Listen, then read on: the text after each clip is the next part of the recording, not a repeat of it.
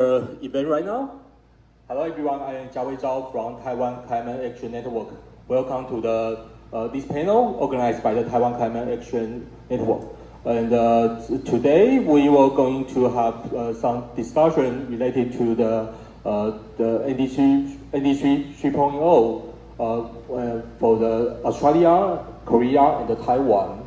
And but I will let the moderator to give a more detailed explanation for that.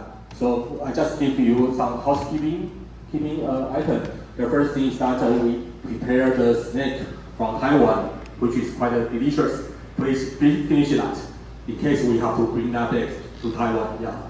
And but if you need water, but unfortunately the water machine was in the first floor, so you have to go to the downstairs and to refill the water you need. So that's the second thing. That's the first reminder. And the second thing is that we will have the recording for this event, and we will publish those recording in our website. So if you have any concern, worry about your image issue, and so please feel free to let us know afterwards. So that's the two reminder I would like to mention. Oh, the last one is that please follow our Facebook and LinkedIn of the Tcan, so you can get the kind of like latest development around the climate policy in Taiwan right now. Yeah. So that's all. I will pass the microphone to Rick. Yeah. Great. Thank you so much, Jiawei. Thanks all for joining us here. I have the great pleasure of being the moderator of this discussion today, so I get the job of listening to really smart people talk about the NDCs in their countries, and then I get to ask them follow-up questions. So I'm really looking forward to the conversation. My name is Erin Sikorsky. I lead the Center for Climate and Security, which is a nonprofit, nonpartisan research institute based in Washington, D.C., that looks at how climate change is reshaping the national security landscape around the globe. And in recent years, we've been looking more closely at renewable energy in particular and the security benefits to investments in renewable energy. Because we think it's important to make sure that we're having a more sophisticated conversation about renewable energy and how it intersects with security links, and which is why I really love the title of this event, talking about NDCs for stronger national resilience. Because I think in this day and age, more and more countries are recognizing that the domestic resilience is critical to their security, and energy plays a key role in that. And there's a lot that renewables can do. And so our organization has been leading some engagements in Korea, in Japan, now in Indonesia, looking at this conversation about renewables. And so I'm really excited to hear from our three panelists today. I'm going to introduce each of them briefly, and then turn it over to them each for some opening remarks. Then we'll sit up here and I'll moderate a conversation, asking some questions of my own to kick us off, and then we'll have plenty of time for questions from the audience as well. So thanks again to Tcan for hosting this. In order of the presenters today, we will have Ga-hee Han, who is the head of Energy Market and Policy for Solution for Our Climate in South Korea. We'll have Leanne Minshall, who's the Strategy Director for the Australia Institute. And then we'll again have Jiawei Zhao, who's the Research Director for the Taiwan Climate Action Network. So without further ado, let me turn it over to Ga-hee to kick us off.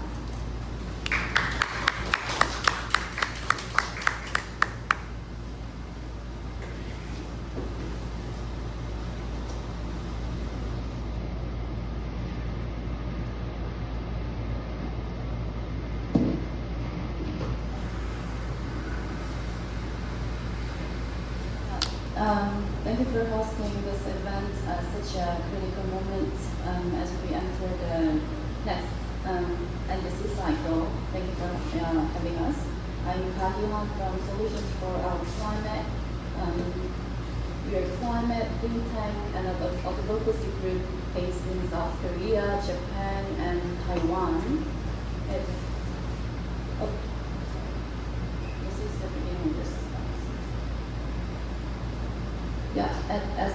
Basically, our core mission is to decarbonize our power sector and industrial sector. We have a diverse and very strong network teams to amplify our work from the very hard to approach diplomacy and high-level policy engagement to bigger action and broader public outreach. Okay, let me begin with sharing some domestic political developments in terms of the NDC. I think the most important progress is the new president who took the office this June, and he pledged several different ambitions like 2035 emissions reduction target based on the scientific findings and coal phase out by 2040, and also he emphasized expanding renewables based on the stronger wind expansion.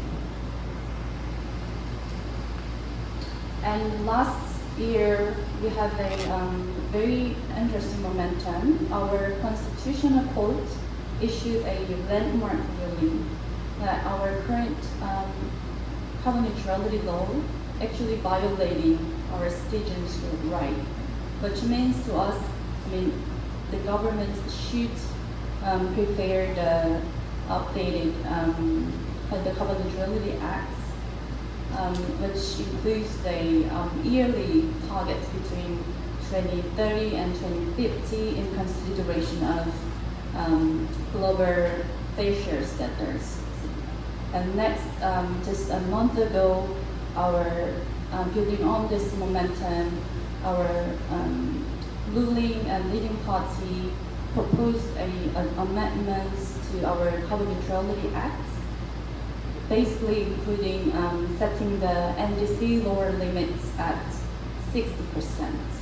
I think we are seeing this as a very positive momentum, but we are trying to remain cautious, especially given the strong pushback from the industry. So the final NDC target remains uncertain yet.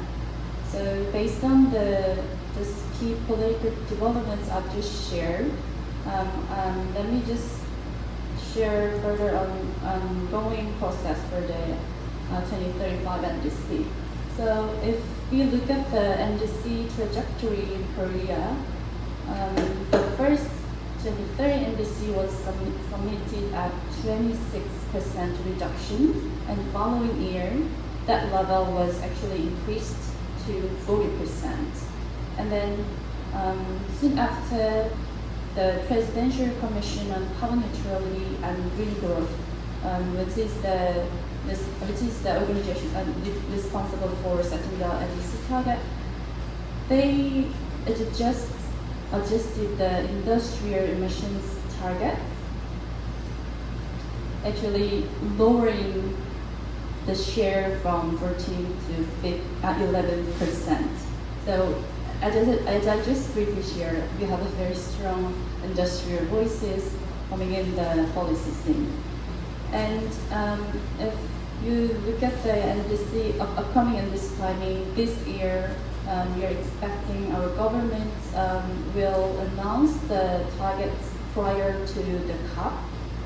And a few days ago, our Minister of the Environment announced that consultations already going through within the ministries, and the first draft was presented just a few days ago, and currently we are going through the public consultations process. So finally the NDC will be approved by the CNC and submitted to the UN. This is the timeline we are talking about, and importantly, this NDC is expected to align with our national electricity plan due next year, and which itself actually requires a significant ramp up in terms of the renewable energy share and coal phase out targets. So I think this is one of the key slides.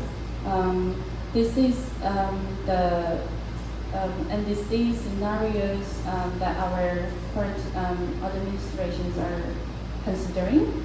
This is actually was out a few days ago. So the scenarios range from low to high level. Low level of target actually reflects the industry requests. The medium low 55% reflects a linear trajectory between the 2035 targets and net zero target by 2050.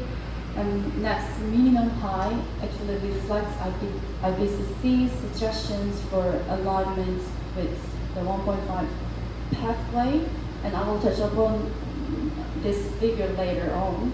And finally, the highest level reflects the domestic CSO's requests for fair share pathway.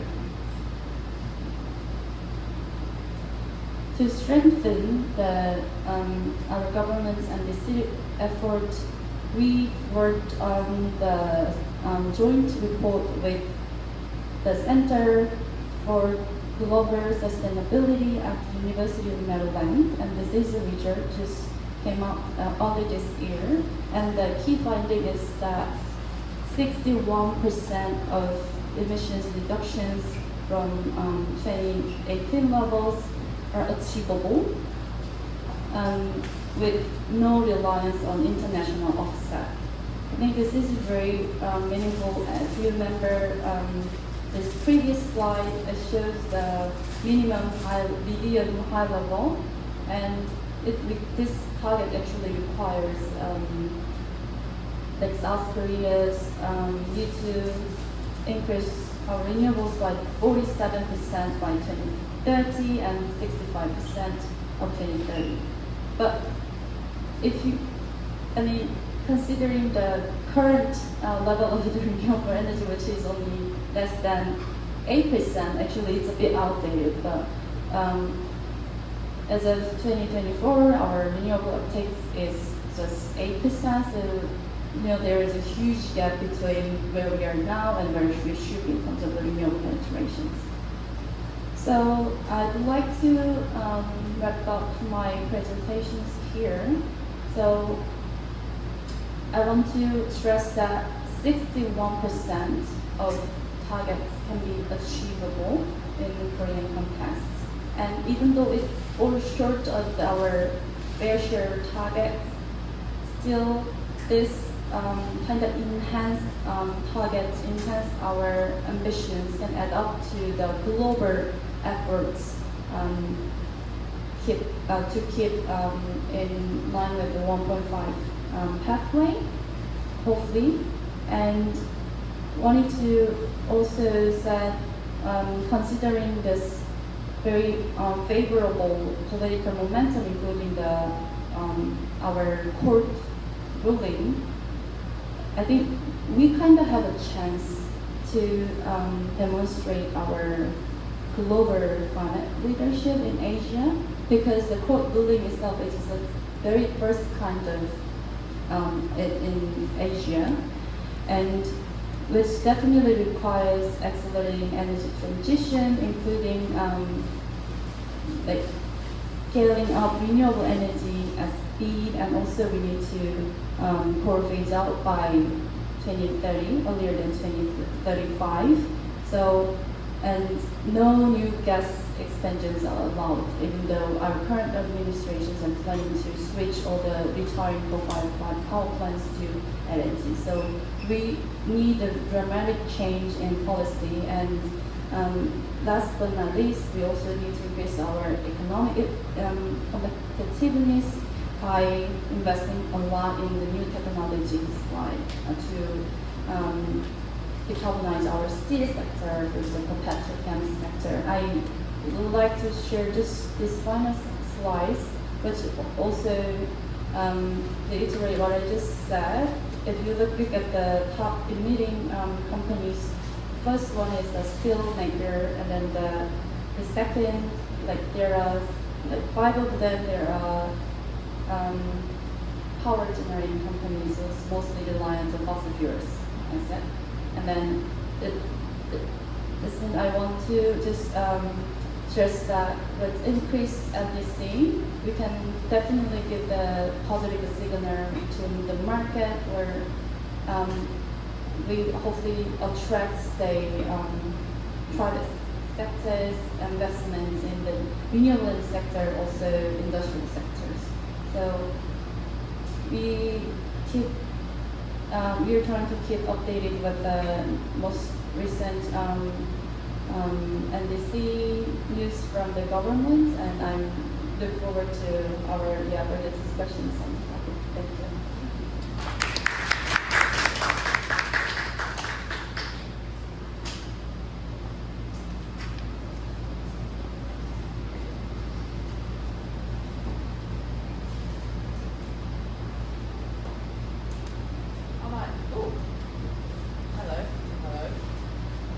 Hello.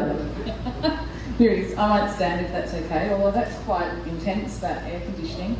It's so lovely to see all your faces here, and thanks again to the Taiwan CAN network for organising this. I think it is important to talk about NDCs at the moment. My name's Leanne. I work at the Australia Institute based in Canberra. We're a think tank that has actually just celebrated our 30th year, and we concentrate on changing public policy for the better, and we've got a particular focus on tax reform, inequality, and of course climate change and the environment. My first slide shows a beautiful koala, and the comment that Australia is actually a petrostate with the world's best PR company. I think most people think that Australia is really nice. Sometimes we are, but as a fossil fuel state, we're really not, and we don't have any plans to phase those out in the near future. I'll start with some good news though, because we did have a change of government the election before last, and we at the very least went from climate denying government who didn't believe in climate change really at all, so it's very hard to get positive climate action when you've got a government that doesn't believe that it exists, to a government that at least accepts that climate change is real and that the country has, that their constituents, that the people that they govern do have concerns around the climate. And so what our government has done, which is good, is increased the uptake of solar energy. They've been very excited about this. I can't think about the right word, but they're very supportive of the renewable energy sector, and a lot of the discussions that you'll hear about Australia is how good that we're. Two things. One is how good are we on at renewables, and the second thing is in our previous government heaps better than the last one. We've got a target to get 82% of our domestic electricity run from renewables. I think it's probably by 2035. We've just put in our target for emissions reduction, which was accepted by business and disappointed by environment groups and the community at large, and that range was from 62% to 70%. But here is what our politics at home looks like. That was a cartoon in one of our national papers yesterday or the day before, and it's kind of the oldest trick in the political book, and that is our current Prime Minister, Anthony Albanese, just likes to centre himself in the middle. Now, if you think about it, making policy decisions by making sure that you're in the middle makes absolutely no sense. It's a great way for PR, but it makes no sense. Because if the science is saying that you have to be over here with a reduction target of, 80%, you've got some constituents on the sort of left or progressive side saying, come on, we need to do at least 70, and you've got people over here who don't even believe in the climate saying we don't need to change at all, then you're going to centre yourself somewhere pretty unambitious, and you're not going to deliver the type of policy that we need. But it's so accepted in Australia that our Prime Minister just wants to be centrist and wants to put himself in the middle of any political debate that we now have cartoons like this coming out.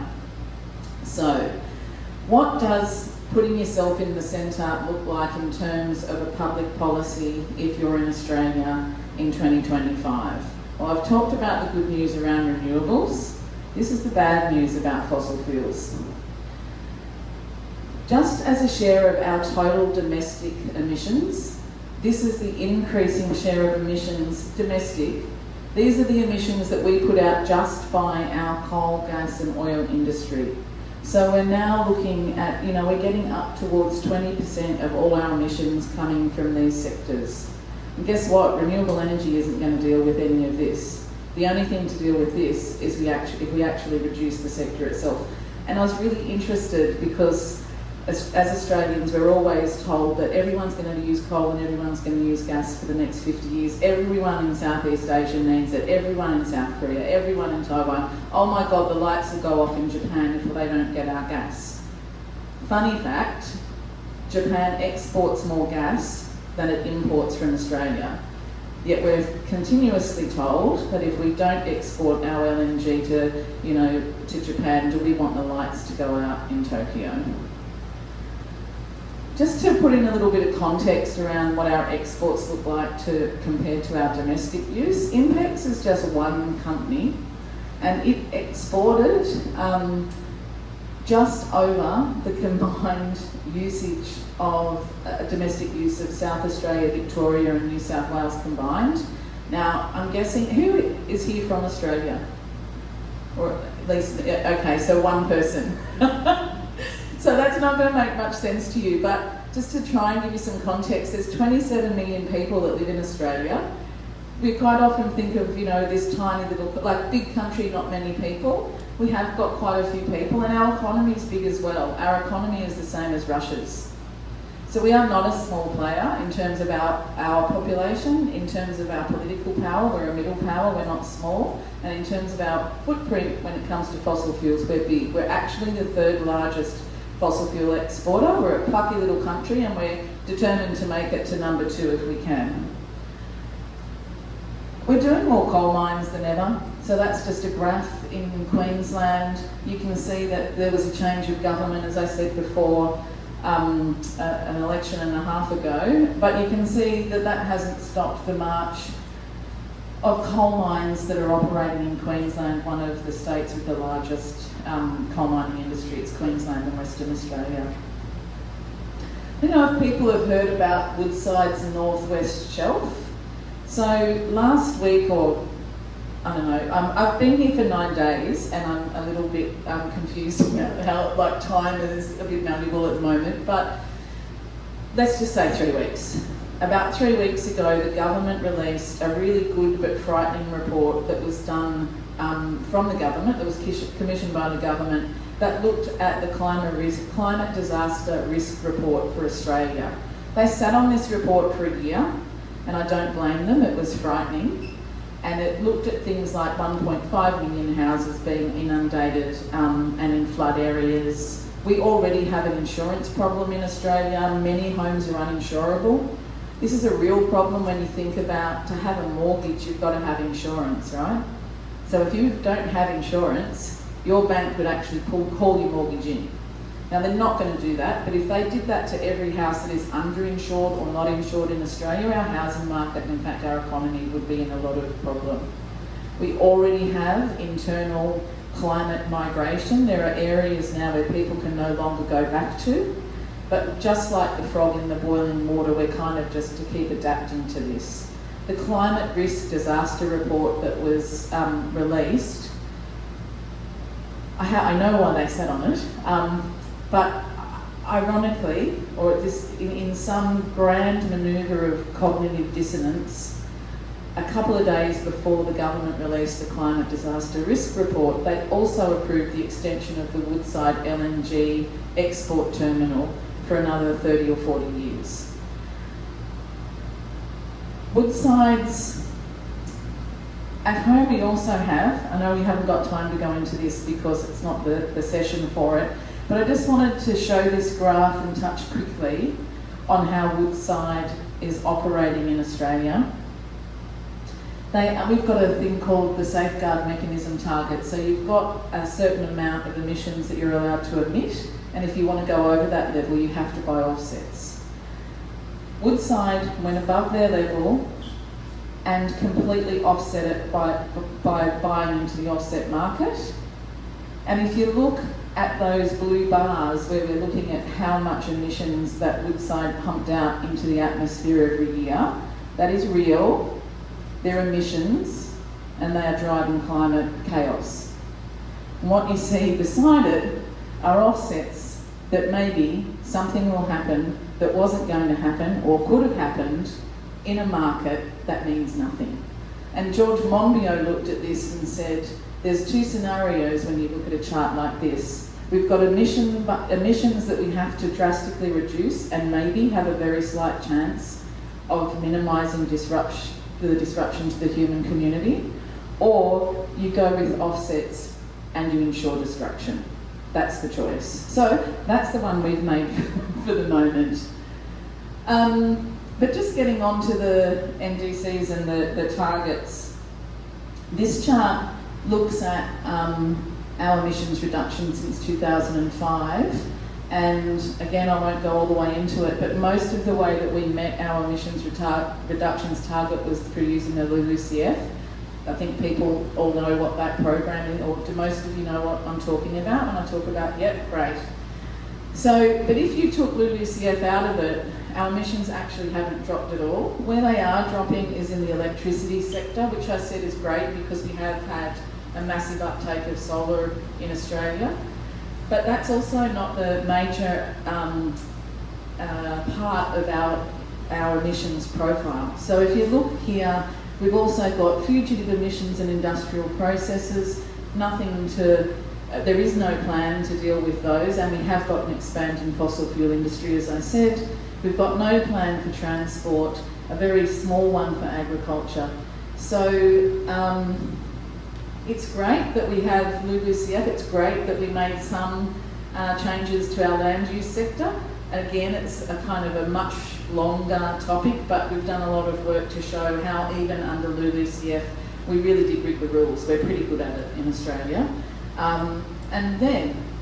So I thought this was outrageous enough, but then I went and had a look at why did we pick 2005 for our base year? It was when the Kyoto Protocol came in, but it was also when Australia had actually happened to have a spike in emissions, so it gave us a nice high baseline.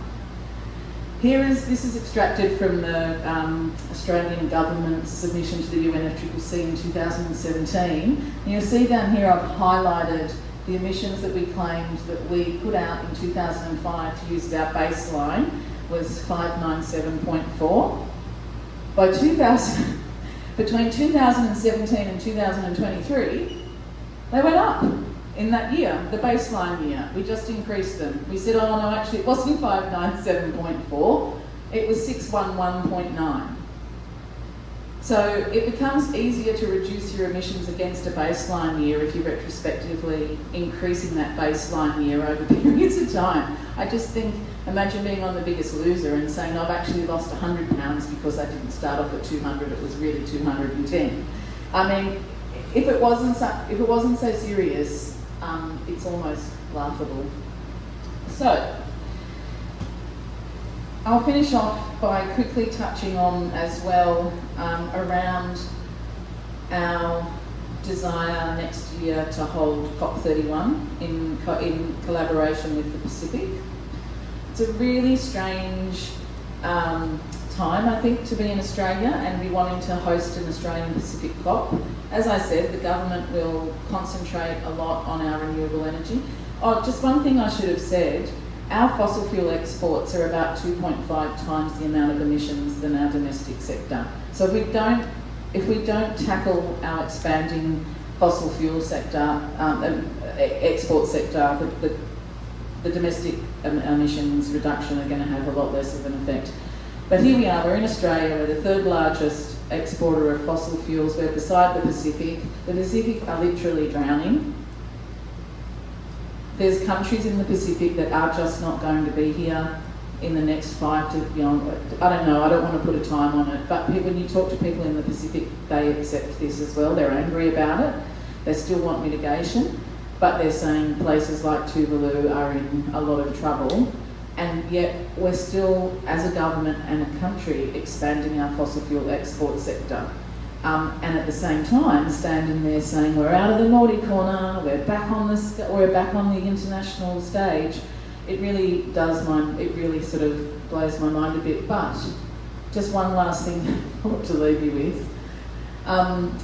We're also really good at locking up environmental and climate protesters. In fact, a study's found that we're 3 times the global average when it comes to arresting people for climate and environment protesting. That's the other thing. People think it's great Australia's an open democracy, we'll be able to have open discussions. Sure, we're a lot better than a lot of other places, but when it comes to cracking down on environmental protests or climate protests, we're pretty bad at that. That's the cost of what it could cost you to go and engage in climate protests compared to what it costs you to go and buy some time with a minister.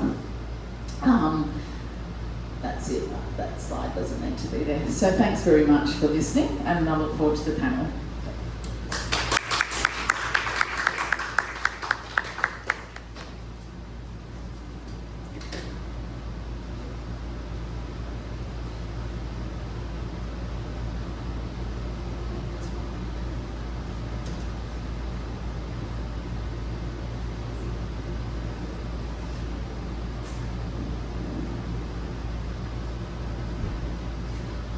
So after South Korea, Australia, then let's move to Taiwan. So the title of my presentation is Resilience by Design. Because we are thinking nowadays when we talk about in this turbulent time, we find out that we need a new narrative to push for the more ambitious NDC. So I would say the resilience become a buzzword in Taiwan right now. So we are thinking we might frame our NDC as a way to enhancing the national resilience, so that we will have a better chance to get a more ambitious emission reduction target. So as for Taiwan, we think there's a kind of key function that we need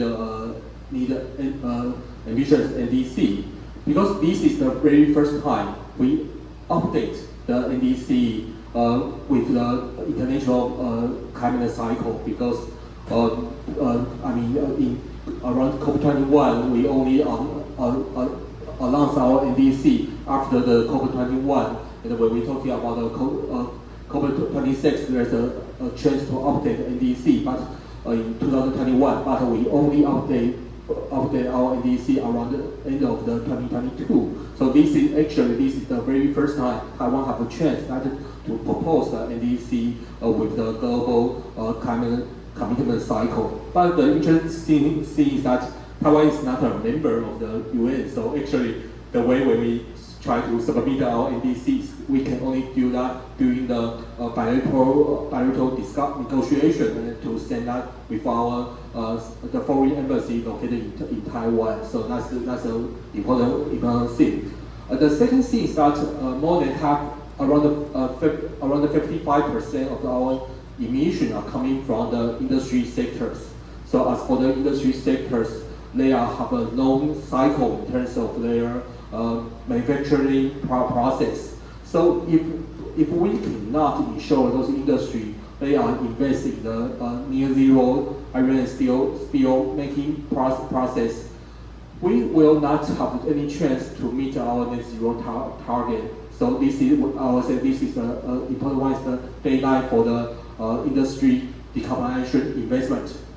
And the third one is that although for the past 8 years, the share of the wind and the solar are increased from the 1% to 10% in past 8 years.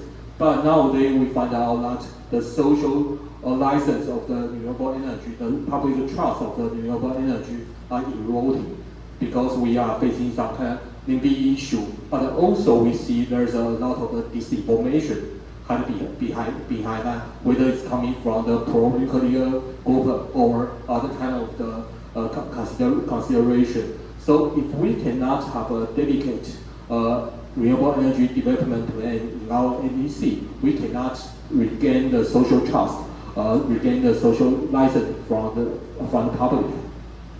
And the last one is that in this turbulence time, everybody was talking about the Trump tariff. So now and other kind of geopolitical concern. So we have heard that a lot of the industry actors, the big boss are talking about maybe we need some, we can delay our proposal for our climate, like the carbon pricing. We can delay the carbon pricing for another 2 years. So we need a very clear policy signal to steer the market direction to let the private sectors know that for Taiwan we still committed to those kind of decarbonization, those kind of climate action. So basically, the interesting thing for Taiwan is that we are start to discuss this the NDC quite early, around the last June, when the new government was sitting in the place. So they are start to talking about we talking about the NDC 3.0, and we are coming from a flagship decarbonization plan that to implement those kind of NDC 3.0. And they announced the NDC the proposal for the emission reduction target. The proposal from the government is that around 38%. We will have to reduce our emission around 38% by year 20, compared to 2005 by year 2035. So they announced this kind of target. The present into the presidential office climate change committee. So that means that not unlike the previous NDC is only around the parliament level. But this time we are seeing the presidential office actually quite involved into this kind of discussion. Then we have kind of like a stakeholder dialogue around those kind of flagship decarbonization.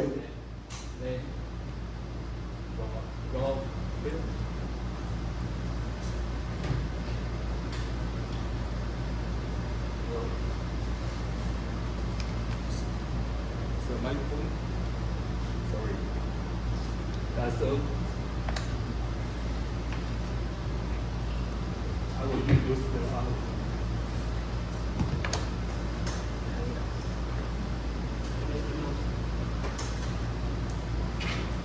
Sorry for Okay, yeah. Sorry for jumping around. So that's the demonstration to let you know the importance for the battery storage. Yeah, so anyway, we see the government released their NDC 3.0 draft based on the ICTU, the information for the clarity, transparency, and understanding in the early September, and they will finalize that before the COP30. So that's the process that we are talking about, those kind of NDC. But we, Tcan, we perform NDC 3.0 check in the early September when the government announced their proposal, their draft. We analyzed that by 5 pillars, and we find out that they are failed in terms of three domains. The first one is that this target is not aligned for the net zero pathway. The second one is that there is lack of specific target and strategy for the key sectors, as for example for the energy sector and the industry sectors. Then we are also think that there's no accountable governance mechanism in that. Although they have highlighted some kind of policy like the carbon pricing issue and the just transition, but they are only partially aligned what are the requirements when we look forward for this NDC 3.0, and I will talk about more deeply. The first one, when we're talking about alignment for NDC 3.0, the NDC target to a net zero pathway, we see that according to our modeling, if we are also using the GK model that was the SFOC had using. According to our model, we have to reduce our emission by 52% by year 2035. Then we can achieve the net zero by year 2050. But the government proposed that the target is only 38%, but they say they still commit to the net zero target because that was already legally binding. But if we are looking into their trajectory, actually, if we only reduce our emission to around 38% by year 2035, we only have chance to achieve an 80% reduction by year 2050. which will means that Taiwan will kind of follow a pathway as a so-called disorderly transition, delay transition. We cannot honor our legally binding net zero target. But if we want to cut the emission by 52%, we need a more aggressive energy commitment.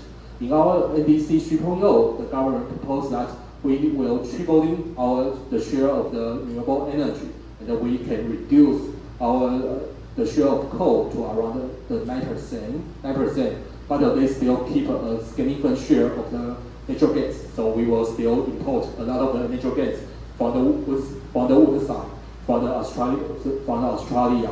But if we want to achieve a 52% reduction, that means that the share of the renewable energy need to increase to around 60%, and then we can see we can phase out the coal around before 2040, and then we can make sure that the demand of the LNG start to going down after 2030. We can make sure that LNG are actually transition fuel in Taiwan, not in proposal in government's proposal. So basically, if we want to make this thing happen, the most challenging thing is that we need a more aggressive development target in terms of the solar energy and the geothermal energy. That's the key part. If we want to achieve a share of the share of the renewable energy, if we want to enhance the share of the renewable energy to the 60%.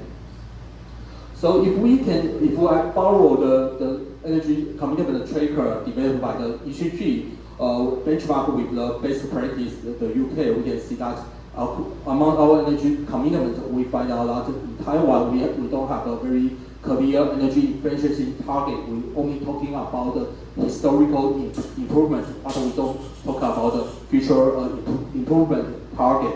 Then although we highlight that there's no new coal power plant will be built, and we phase down the coal, but we don't have pathway to bring down the oil and the gas production. Although we don't produce oil and gas in Taiwan, but we will work with the Australian company to produce oil. We invested in the oil field in Africa. So that's what we are thinking right now. And we think in NDC 3.0 they avoid this issue, and they don't talk about they don't give a clear timeline to phase out the fossil fuel subsidy. So that's an important part we see. The lack of there's some kind of like we're still missing a lot of key elements in terms of our energy commitment. And then as for the industry sectors, we only talking about we will try to pursue a green and a digital transition.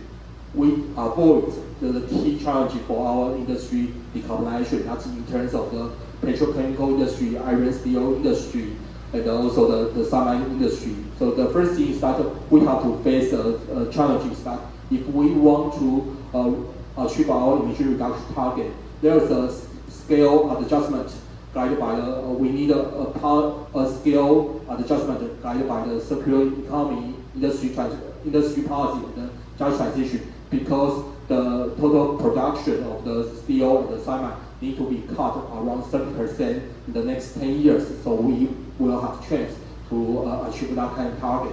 And then we need other kind of the policy mix to ensure that all the near zero manufacturing process can be commercialized in the next 10 years. For example, like the coal-based iron and the steel making process need to reduce by around 80% in the next 10 years, but we fail to discuss this issue in our NDC 3.0. Then we move into the policy credibility and accountability issue. Like we say that although we have some reference to our national action plan, the 20 flagship program, which will enhancing our decarbonized investment to around 1 trillion in the next 1 trillion new Taiwan dollars in the next 5 years. but we fail to talking about carbon pricing trajectory for the 2030 and for 2035. Although we will have start to implement our carbon pricing start from this year, but there is no mention about that in our NDC 3.0. And we talking about the accountability for the governance mechanism. It's very important to have the multi-level and coordinating among the different ministers, but we did not highlight this issue. And as for the just transition, actually we need to publish our national just transition action plan in the end of this year. But we did not mention this thing. We just mentioned that we do a lot of the promotion and education activity, talking and give some guideline for that. Then the last one, I will conclude my presentation in the NDC and the national resilience. Last week, there's a very big forum talking about our national resilience. So our President Lai, when he made the speech, he said the Taiwan faces two important challenges. One is the extreme climate-related disaster. Another one is authoritarian system. So he highlighted that the climate change issue as a key challenge. And the interesting thing is that if we look into the existing NDC 3.0 draft, it's only 17 pages, and it mentioned resilience 30 times. They are talking about great resilience, talking about industry resilience, talking about we need to have our resilient lifestyle, resilient lifestyle. So they're talking about that. But when we talking about in that forum, they did not mention anything around the NDC talking about whether we can whether we have those climate policy can help us to enhance our NDC. In that forum, they're talking about the energy resilience. They're talking about whether we can have some our own LNG carrier, and we can working with Australia to make sure they can ship the LNG when we are facing some kind of severe challenge. And when we talking about this when we try to ensure that we can enhancing our multiple resilience at the same time, we find out that we need a more ambitious NDC 3.0 by highlighting to have a more progressive target in terms of the renewable energy development. And we also need to face in the industry decarbonization issue that we can enhance in our economical resilience. So that's the two things we are thinking. We need to connect our NDC 3.0 discussion into the national resilience discussion, and to earn the more broad public support around this climate commitment. Okay, so that's all of my presentation. Thanks for your listening.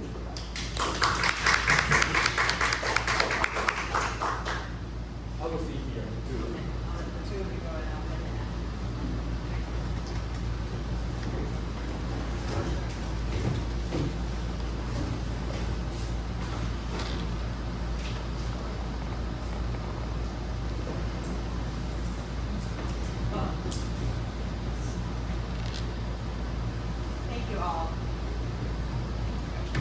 Thank you all for really rich presentations with a lot of detail on your respective countries' processes. I have a few questions I'm going to ask as moderator before we turn it over to the audience. But the first question I have for all of you, kind of building on the last few slides there about resilience, is when you're engaging with policymakers in your countries about the need for an ambitious NDC, what do you find maybe some of the strongest arguments relating resilience, domestic resilience to an ambitious NDC? What resonates with policymakers when you talk to them about this? Who would like to have you go first? No, okay. All right. So, hello, okay. So the way we talk about NDC that can resonate to the government, it's kind of like nowadays our government, they have a kind of like they want to make a climate legacy. So the interesting thing for us is that our new NDC also have a target for 2032. Why the reason that we have set out the target for 2032 is that if the president life gets re-elected, so he will stay in the office by 2032. So he wants to make a commitment that can reflect to his political cycle. So it's kind of like we still see they want to have a climate legacy for that. But the thing is that we need to attract the wild support from the industry. The only thing we can make sure that is that there's still a lot of talking about the decarbonization requirement for the supply chain. So that is still an issue that we can highlight, we can bring on to the decision maker by saying, oh, we will keep to fight for try to achieve our emission reduction target. Yeah.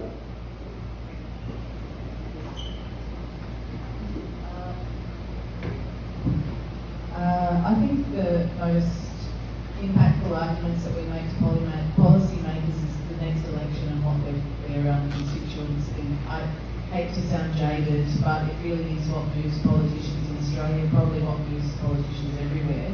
At our last election, the government got a really wide but a very thin majority, so they've got a lot of seats, but a lot of those seats are in danger. There's a lot of new backbenchers that just probably didn't even expect to be elected and they quite like their job now, thanks very much.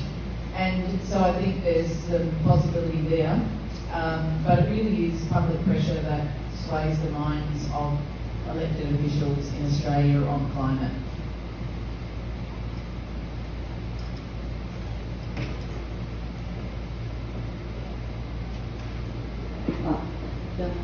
We've been trying with different angles.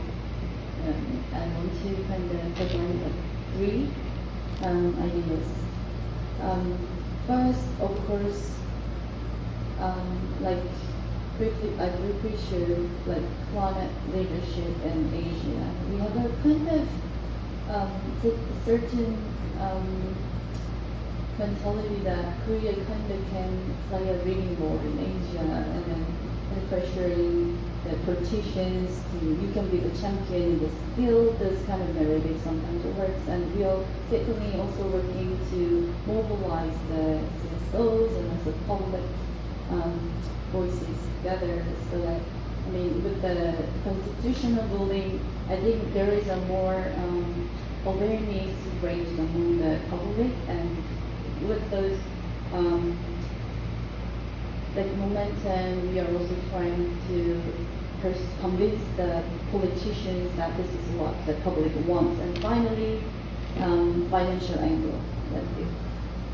Sometimes politicians, especially with this new administration, they put too much emphasis on the economic growth, and then over climate issues. Of course, this is the best way for the government to give the clear signal for the transitions into the more sustainable industrial development. I think that's the most powerful that message for us.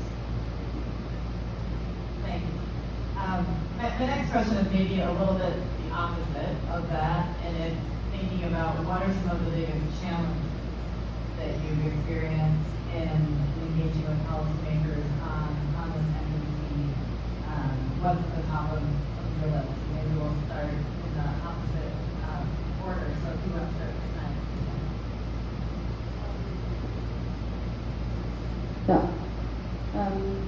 I cannot emphasize enough the strong pushback from the industry. And even though we came up with the scientific findings that 30% is possible, achievable, but if we go further down into the sectoral trajectory, it obviously shows that we need to cut down our industrial emissions by half, for example. And also, power sector, we should cut the emissions by 3/4. It's obviously very ambitious target, and I think the fact that we has a very huge gap between where we are to where we should move forward is becoming the biggest challenge to get the buy-ins from the government.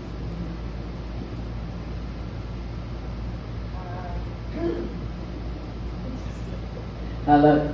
Ours is the fossil fuel lobby as well, but I think there's also a myth that's perpetuated and believed to some extent by the Australian public and held to by policymakers and politicians who should know better, and that is that somehow coal and gas are the backbone of the Australian economy. So economies don't have a backbone, number one. Number two, if they did, it would not be the fossil fuel industry in Australia. We gave $14 billion to the fossil fuel industry in subsidies and tax breaks last year. By comparison, we've committed $2 billion to solar, so that gives you an idea. But for as long as people, politicians and I think Australian citizens believe that somehow their life is going to be a lot worse if we don't have fossil fuel expansion, it's going to be a really hard nut to crack. One piece of data that's really gained traction in Australia is that we did some research into what brings in more income for the government than taxes on the fossil fuel industry. We've got a mechanism called the Petroleum Rent and Resources Tax because we have a very poor royalty system. We also have a system called HEX, which is what students have to repay for their tertiary education. And Australia gets more income from students and their student loans than we do from foreign-owned fossil fuel companies through the PRRT. So thank you, kids. You're propping up the country.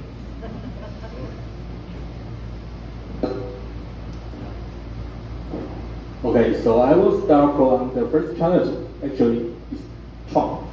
Yeah, but the interesting thing is that because when we try to have those kind of coordination action within the government, talking about this kind of NDC, we need the key person who is in charge of this issue is our deputy prime minister. But after the Trump announced the tariff, she was become the top negotiator, the trade negotiator. So she don't have time to organize those kind of inter-ministry meeting, try to figure out whether there's still some space that we can push more, we can have a more ambitious target. So it's kind of like we are also affected by those kind of situation. So it's kind of like censored by the okay. The second challenge for us is the public trust of the renewable energy is quite low right now. So it gives us a very for the past years we see the growth of the solar actually is kind of like around the level is slowed down to the level around 5 years ago. So we see it's kind of like a very weird situation. We want to enhance our emission reduction target. We want to accelerate our decarbonization, but we find out that the public trust of the renewable energy is kind of like quite low. It's only 40% of the public are thinking solar energy is suitable for Taiwan right now because we find there's a lot of issue behind now. And the last one is interesting to see is TSNC.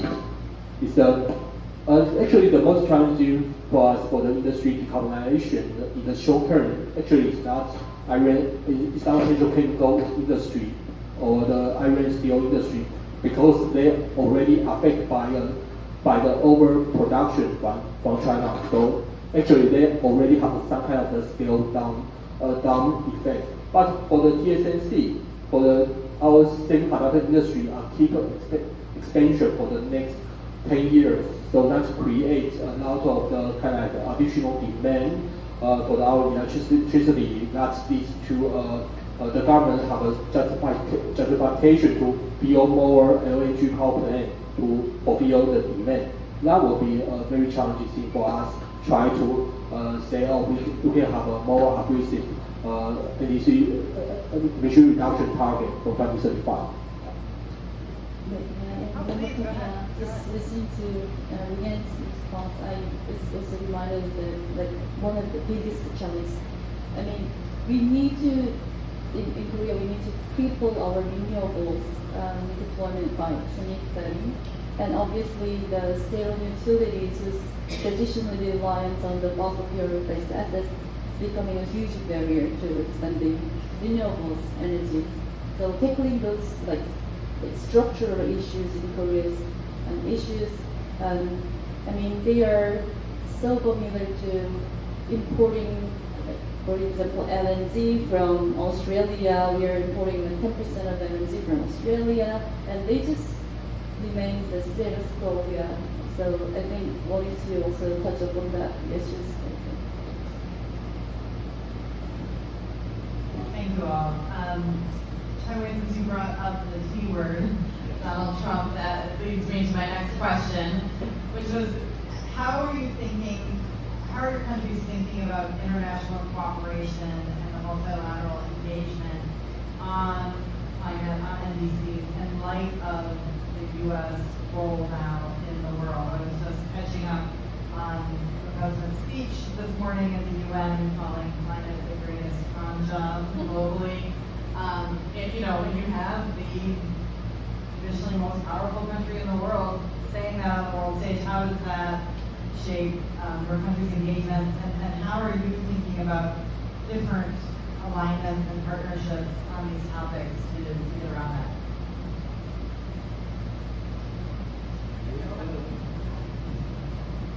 I think when it comes to climate action and what Australians expect of their government, I actually don't think, and I've got this is just a bit of me data, I don't have anything to back this up, but, or research I should call it, anecdata, but I don't think that Trump really affects how we see climate and the need to respond to it.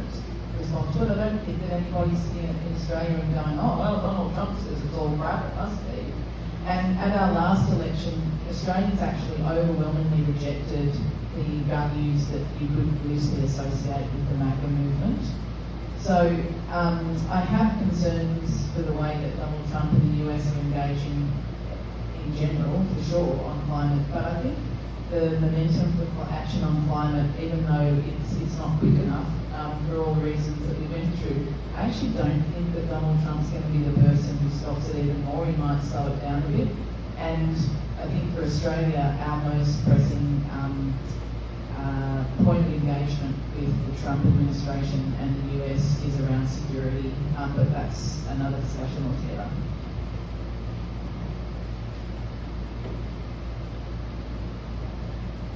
But, like as US leadership, we kind of feel the difference from when we announced the 2030 target.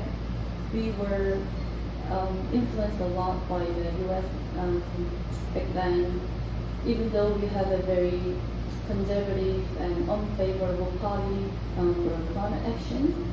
But what we are saying here is like, now finally we have the very proactive and progressive president and leading party for climate change, but I think we got kind of bad time, right? International pressure working here. I mean, we would have make a like better synergy if the international pressure is coming in. But fortunately, like I shared, we have a kind of like very internal momentum moving forward to play our leadership role in countries globally. So this is why we also change our campaign strategies a bit, rather than deploying our diplomacy voices in, and we are trying to bring in the domestic internal voices to raise their ambitions. Yeah, it changes how it works. So actually last year when the United States and Taiwan negotiated a certain kind of trade deal that's how we have some trade deal. And actually, there was a kind of special chapter for the environment and the climate, but that's gone. So we don't have that anymore. And we also know that from it's hard to cooperate with U.S. embassy in Taiwan, the AIT, to talking about the event related to the climate change issue.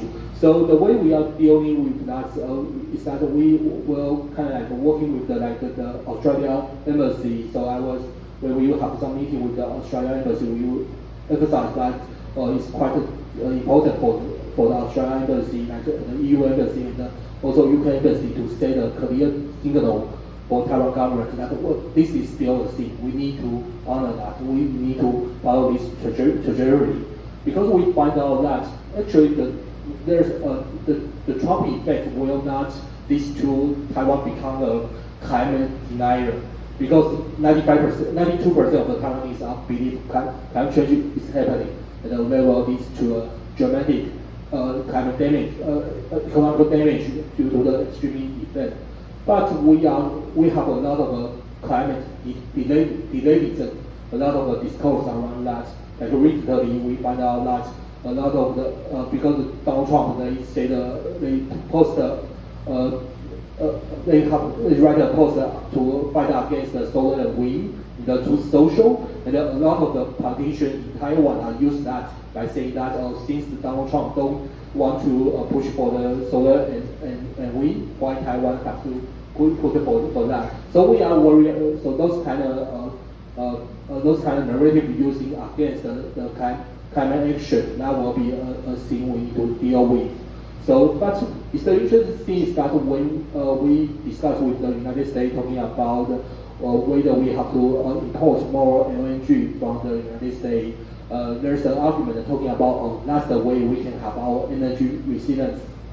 So let's come back to the title of this event, that we need to propose another alternative to enhancing the energy resilience. It's not just by saying that we import more LNG by United States, we have a more close tie with the fossil fuel industry in United States, so we can have a better better defense related to all the kind of the global geopolitical risk. So that's the thing we try to come back here, is that as for Tcan, we will have our climate march around the November 1st. And the topic of that is that we are talking about the real climate resilience and what's the approach that we can have the real climate resilience, not by to bend the knee for those fossil fuel interests, but to try to find a way to using those concern of the resilience to regain the social support of the renewable energy for the energy transition. Yeah, that's what we are thinking about that. Great. I'm going to ask one more question, and then we'll open it to the audience. And I would be remiss as the director of the Center for Climate and Security if I didn't ask a security-related question. So I just want, if you would all be willing to speak a little bit about how the security community within your countries engages in this topic on the NDC, or if they do at all, and how you think it could be helpful, how security voices could be helpful in the conversation domestically in reaching new audiences or shaping a slightly different discussion. Just curious to hear from where you sit. Yeah. Hello. Okay. So from my understanding or from my experience, nowadays the security committee, they are also more talking about the energy resilience. Yes, right now they know the important to have those kind of decentralized energy system, the microgrids for those kind of the benefit from the microgrid system, but they don't capture with those kind of long-term thinking around the NDC 3.0. It's kind of like maybe that will be related to the time horizon that we are thinking about. Because nowadays when we in Taiwan we see a lot of the tabletop tabletop exercise done by even by the think tank in the United States. They're only talking about the time horizon around 2027 or 2030 or 2032. So for them, they think it's quite hard to have a huge change in terms of the energy system. So they are just taking the energy system, the existing energy system for their tabletop exercise, and so they will come out with the only solution for that is try to extend the lifetime of the renewable energy, and that's talking about the energy transition as a way that we can enhance the national energy resilience or the national security.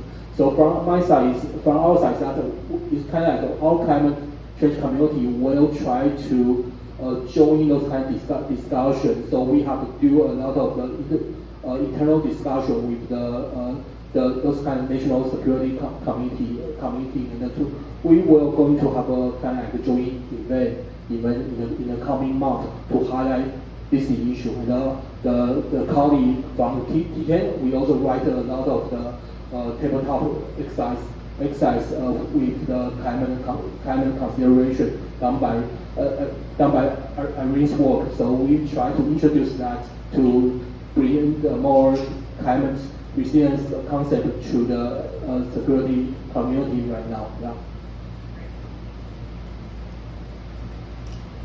We've got pretty good engagement from ex-military officials in Australia and the other part of security as well. We've also got first responders, as we call them here in the States. So we've got, fire chiefs, medical people, and I think their message is really strong and their voice is strong.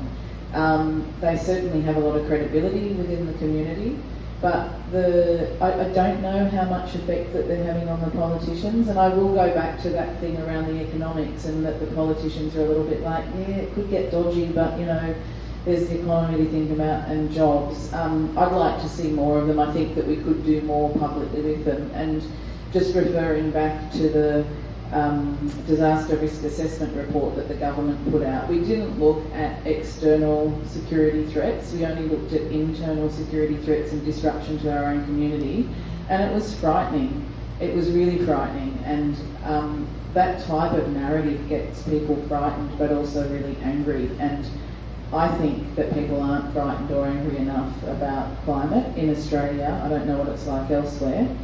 Because we shouldn't be bright-siding it. It's absolutely terrifying. Yeah, about the energy security issue, like 99% of our energies are imported from overseas, and since Russia's invasion of Ukraine, our state utility, the power companies financially suffering, and the deficit let's skyrocket, and it's kind of threatening the public with the potentially rising electricity price.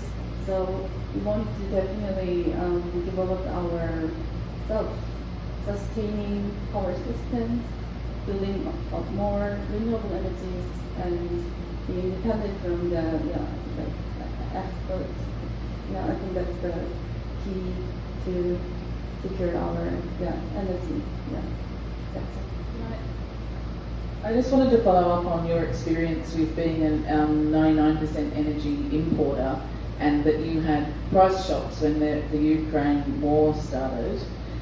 In Australia, we were really worried about the Ukraine, not laughing at the Ukraine war obviously, but the effect on prices for energy. It shouldn't affect us at all. We're an exporter. All of the companies exporting made massive profits. Our domestic energy prices went up. We all felt poor because there was a global energy crisis. Well, not for us. We should have had lower prices and we should have felt rich. In other countries, when the price of oil goes up, pretty sure that Norway and other countries in the Middle East feel good about it. But such is the misinformation in Australia around the economics, is that we actually felt poor when the global price went up, and our energy prices went up and we blamed the conflict on it. Thank you all.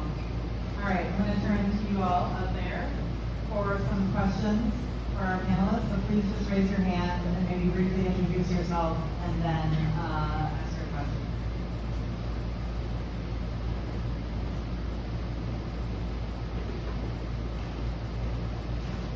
Thank you.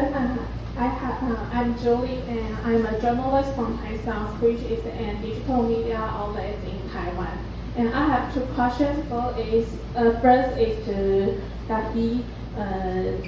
That is about South Korea, because Taiwan and South Korea are major chip producer and with strong global demand. How do South Korea civil society and government engage with Samsung or the other industrial sector or the semiconductor supply chain? Yeah, and the second question is for Levin. As you mentioned LNG, this morning when I interviewed with the Premier of British Columbia in Canada, he mentioned that the BC plans to fully electrify LNG before 2030, yeah, to create low carbon LNG. Yeah, so I'm curious about what measures that Australia taking to reduce emissions in its LNG sectors. Thank you.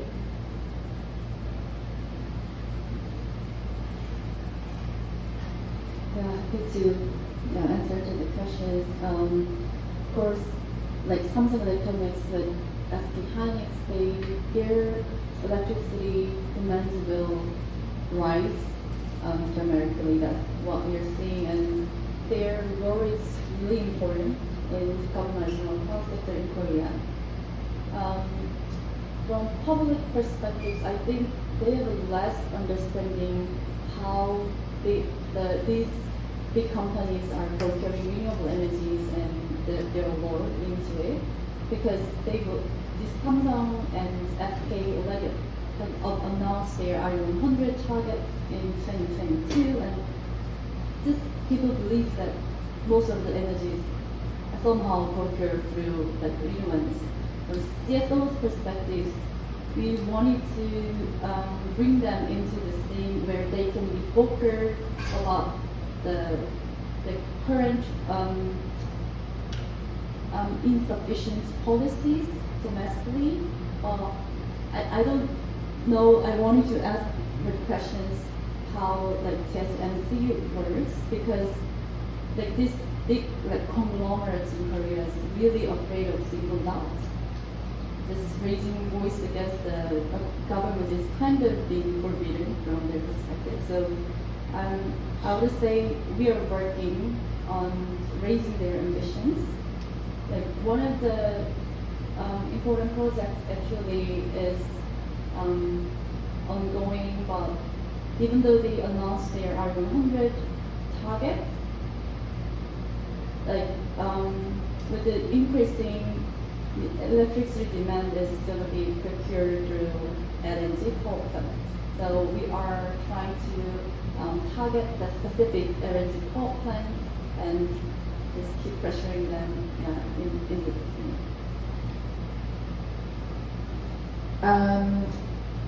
I don't know all the plans for companies to electrify the production, like to reduce the emissions of making the LNG.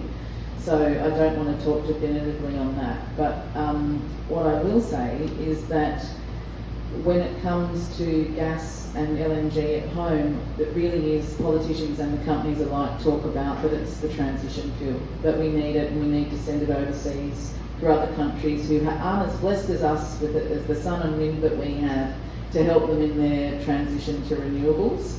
And also, I'm just thinking geographically, a lot of the LNG plants are in places where I think it would be quite hard. I haven't seen any plans to do major solar or renewable energy projects for the industrial process. And because we've got the program for offsets, it's just too easy, rather than go for real zero, which one of our mining magnates, Tricky Forest and Fortescue's calling for, everybody's just going for net zero.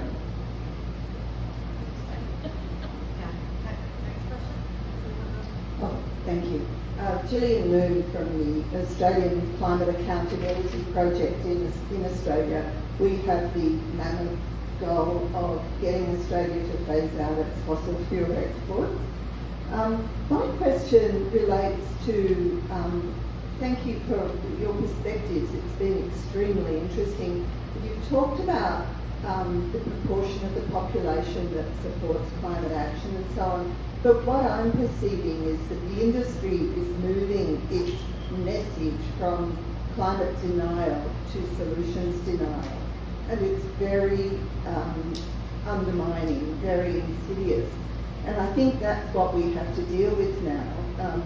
And for example, BHP, which is our biggest resource company and one of the carbon majors, has just dumped all its plans to transition, to invest in the transition in alternative resources to fossil fuels, to its fossil fuels. And I think this is partly coming from Trump, a sort of permission to take a solutions denial approach. It's all too hard. How do you plan to deal with that as a creeping in response, undermining your efforts to strengthen your MDCs?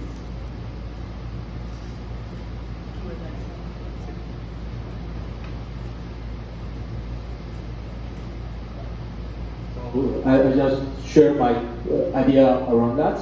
The first thing is that we in Taiwan there's a lot of industry that are kind of like a solution denier. For example, like there's an industry association that was represent the petrochemical industry, the iron steel industry. They are fighting to delay the copper pricing right now. And but the interesting is that the way we are trying to differentiate between the industry, because actually the public trust in terms of the industry, they are more trust the leaders from the semiconductor industry, from those electronic industry. So we will use their commitments to those kind of like I-100 as a way to secure that we still need. We think the renewable energy is still the solution that we need to pursue. But we face the challenges that the most of like TSMC or the other electronic industry, they are thinking they are just a buyer. They are buyer for the those renewable energy, not the enablers. So they don't want to talk about how can we jointly to pursue renewable, to enhancing the renewable energy development in Taiwan. But recently we find out some trends for that is that because those companies, they need to prepare for their climate transition plan coming out in next year. In that climate transition plan, there's a domain they have to show their position in terms of different climate policy. So we will use that as a way to push for those companies who commit for the I-100 to show how to talk more around, especially when we see some kind of like the political fight in terms of the renewable energy. They don't have to. They cannot hide behind some association. They need to speak out by themselves. So that's the way we are trying to deal with. And another good thing is that actually we find out that our state-owned company accounted for around 50% of our emissions. So Iron Steel Company was actually is a state-owned company. The important petrochemical company are also owned by the government. So if we can have a clear direction from within the government, so they can push for those kind of decarbonization process within the iron steel industry much faster than we expect. So that's the way we try to make sure that those kind of solution deniers do not happen out in the society.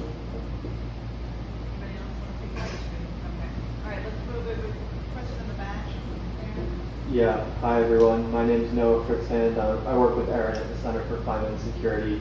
My question is specifically for JP about the Lee administration's announcement that they were planning to expand the Ministry of Environment and now include much of the energy policy discussions in that new, I think they're calling it like the Ministry of Environment and Climate.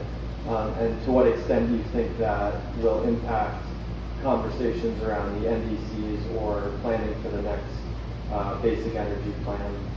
Thanks.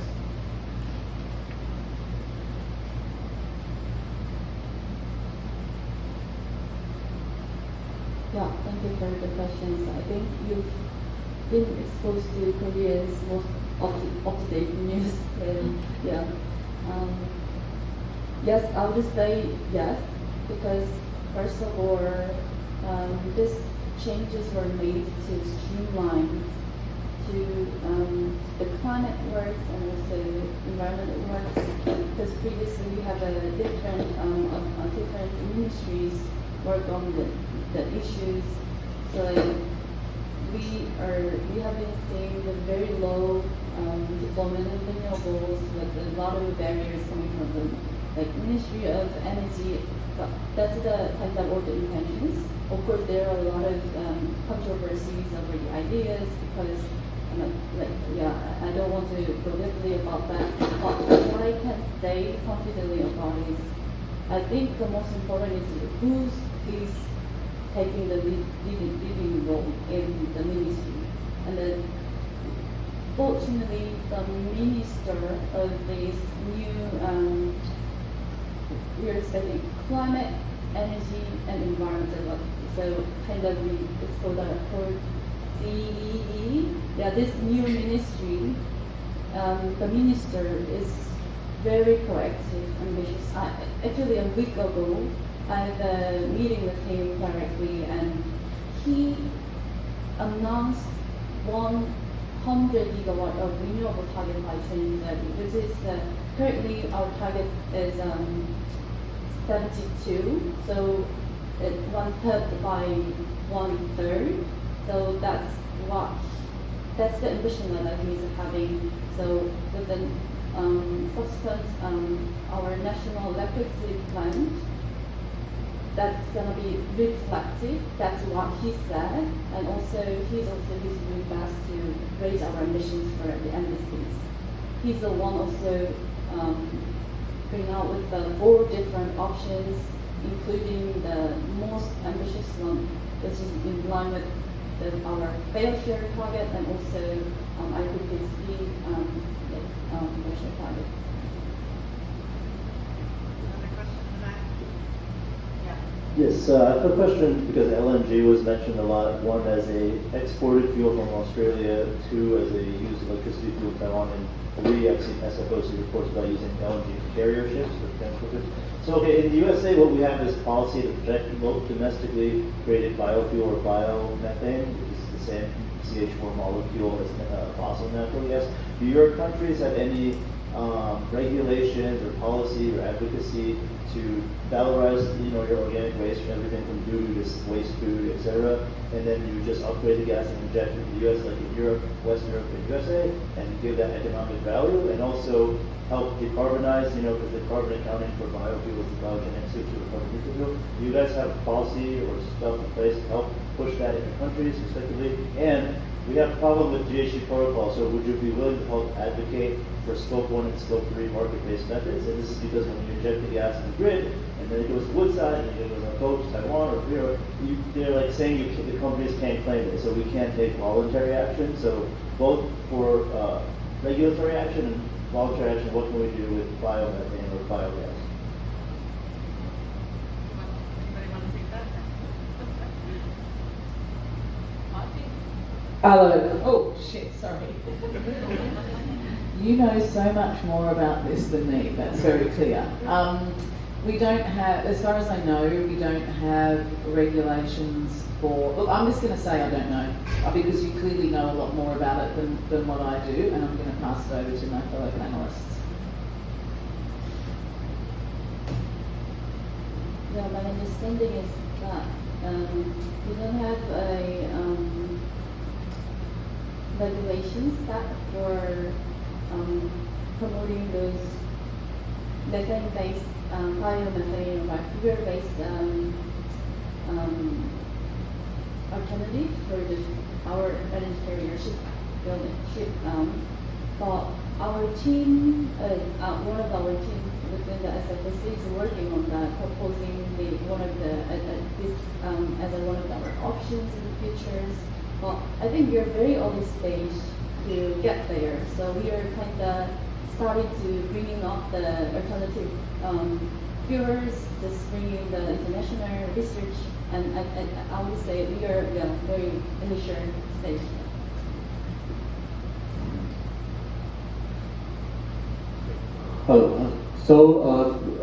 As this issue, as far as I know, there's some research project to dealing with this issue, but not to the real policy implementation. But the latest development around those kind of biofuel issue is that in our latest flagship decarbonization plan, we include the SAF, the sustainable aviation fuel, the very first time, because before that they are thinking those kind of the airplane and the shipping is not covered by those kind of our climate commitments.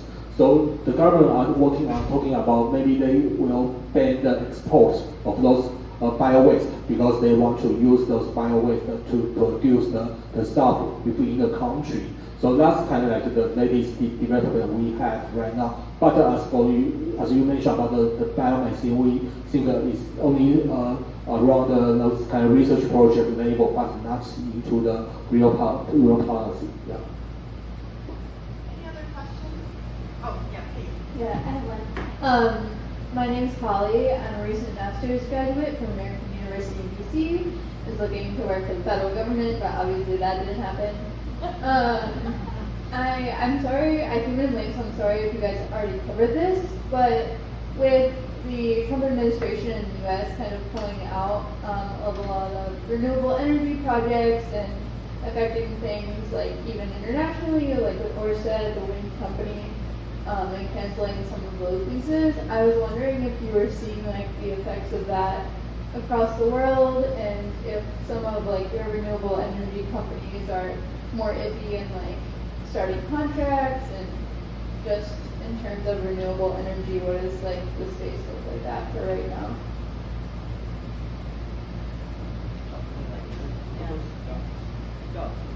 Especially you mentioned about the offshore wind, the Ørsted, because the Ørsted is a very important player in the offshore wind energy in Taiwan. So sometimes we see maybe if they see the other place they will have a better business opportunity, so they are thinking the Taiwan market can be something they don't need to pay more attention to that. But for the things we see right now, it's kind of like they are thinking, oh, maybe the Taiwan's market are still a place they can continue, because they find out in Japan they see those kind of offshore wind project was also pending, and they see the development in the United States getting those kind of things. But that was also another effect, is that because that decision already affect the overall Ørsted corporation.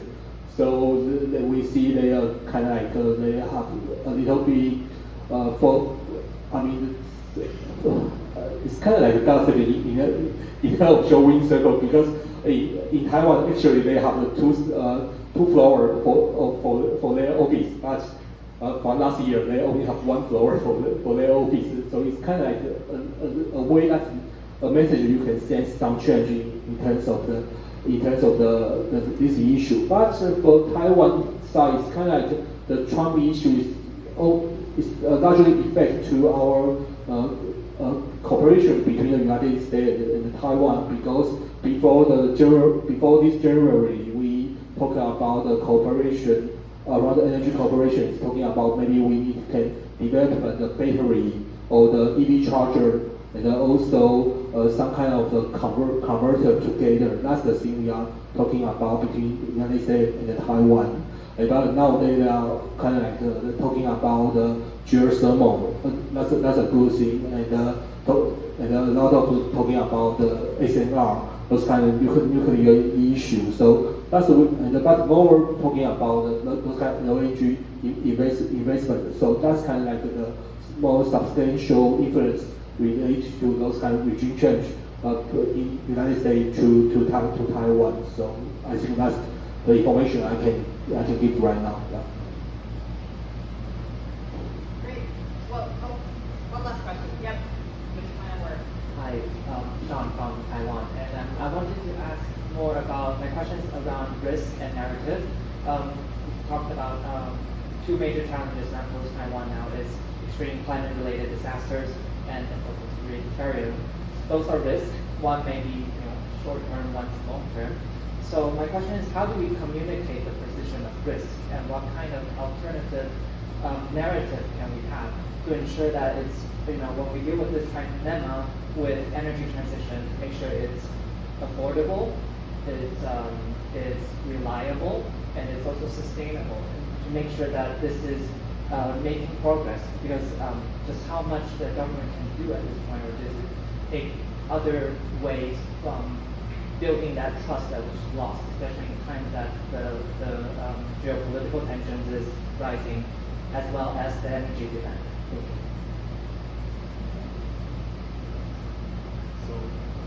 Yeah, I can give you a longer answer in Mandarin afterward. But for this short time, I think that's a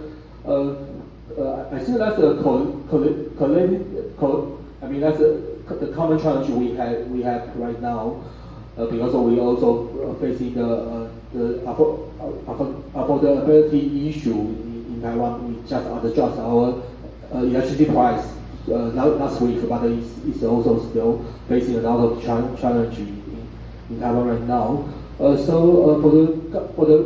For risk, I think the way that we want to emphasize the resilience part is kind of like your ability to dealing with those risks.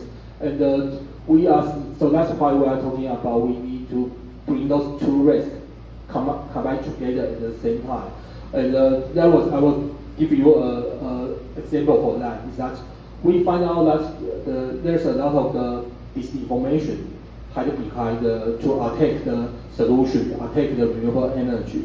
And when we talk about disinformation around the energy, sometimes we will just say, oh, maybe that was just coming from those kind of pro-nuclear group.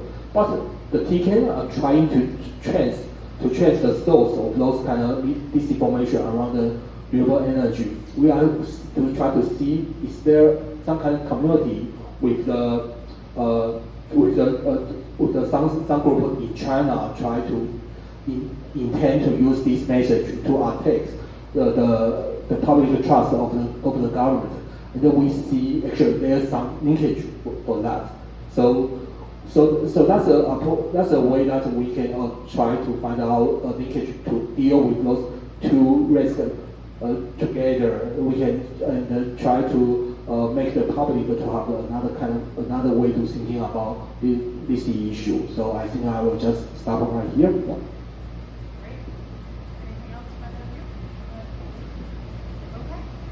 Please join me in thanking the panelists for their presentations and this rich discussion. I know I've learned a lot from all of you, and I really appreciate your work, your leadership in this critical space. So thank you so much.